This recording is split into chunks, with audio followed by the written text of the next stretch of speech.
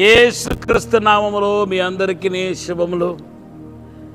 September 1వ తారీఖున నూతనమైన నెలలో దేవుడు ప్రవేశపెట్టి ఉన్నాడు. మనల్ని దేవుడికి నిండు హృదయంతో కృతజ్ఞతాస్తుతులు చెల్లించండి. 8 నెలలు అద్భుతంగా మనల్ని కాపాడి కాచి ఇప్పుడు దేవుడు నూతనమైన ఒక నెలలో ప్రవేశపెట్టి ఉన్నాడు. 9వ నెలలో ప్రవేశపెట్టి ఉన్నాడు. మిమ్మల్ని అందరినీ కాచి కాపాడారు. మీ కుటుంబాన్ని కాచి కాపాడారు కనుక దేవునికి హృదయపూర్వకంగా కృతజ్ఞతాస్తుతులు చెల్లించండి.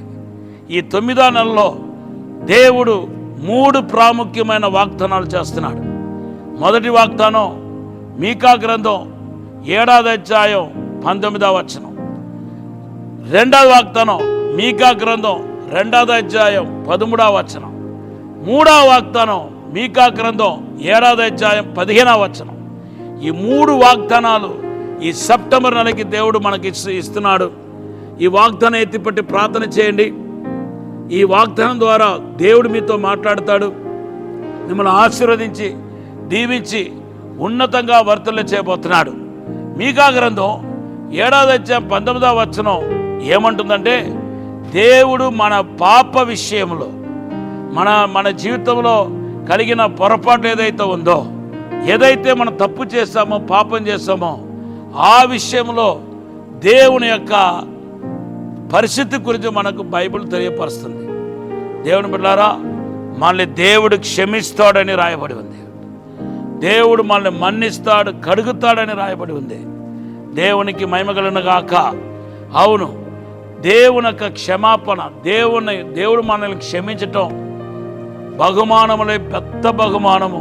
దేవుడు మనల్ని క్షమించటం.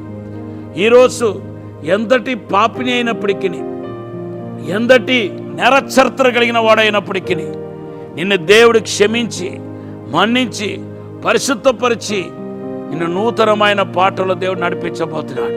హల్లెలూయా, దేవునికి మహిమ కలుగును గాక. ఒక మనిషిని దేవుడు క్షమిస్తే కొన్ని గుర్తులు, స్పెసిఫిక్ గుర్తులు, కొన్ని గుర్తులు ఉంటాయి. దాంట్లో మొదటిది ఏంటి చెప్పనా? ఒక మనిషిని దేవుడు క్షమించినప్పుడు ఆ వ్యక్తి స్వస్థత పొందుకుంటాడు. అందుకొరకే క్షమాపణ స్వస్థత ఎప్పుడు కలిసే వస్తాయి.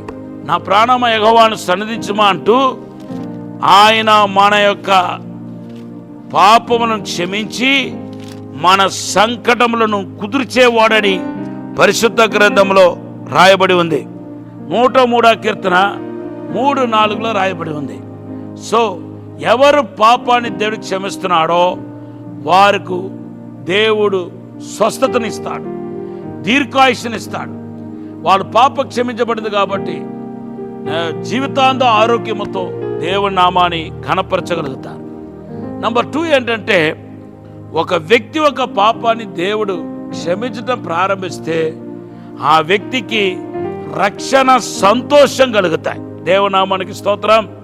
అది యేసుప్రభు చెప్పిన మాటలో మనం చూడగలుగుతాం. చూడండి, లూకా సువార్త 15వ అధ్యాయం 10వ వచనం, అలాగే లూకా సువార్త 15వ అధ్యాయం 32వ వచనంలో కూడా మనం చూస్తున్నాం. సో ఒక వ్యక్తి ఒక పాపం క్షమించబడుతున్నప్పుడు ఆ వ్యక్తికి సంతోషం కలుగుతుంది. మూడవదిగా, ఒక వ్యక్తి ఒక పాపం క్షమించబడుతున్నప్పుడు ఆ వ్యక్తి ఏమవుతున్నాడంటే, దేవుని బిడ్డలారా, మరి ధన్యుడు అవుతున్నాడు. కీర్తన 32:1-2లో మనం చూస్తున్నాం.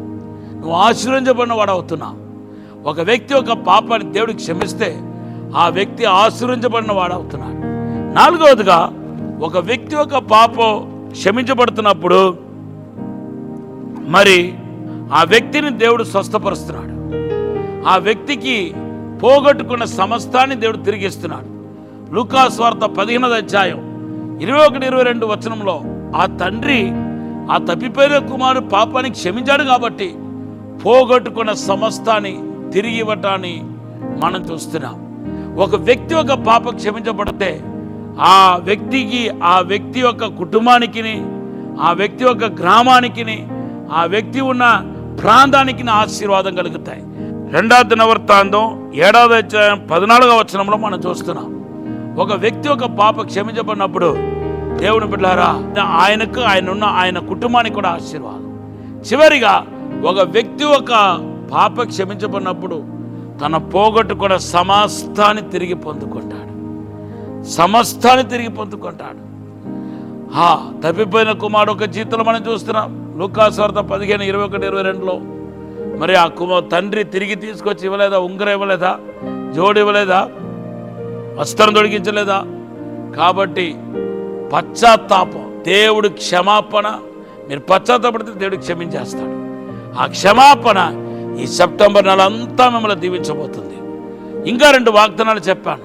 మీకా గ్రంథం 7:19, 2:13, 7:15. అది టుమారో మాట్లాడతాను. దేవుడు మిమ్మల్ని ఆశీర్వదించిన గాక. హల్లెలూయా. ఒక చిన్న ప్రార్థన చేస్తాను.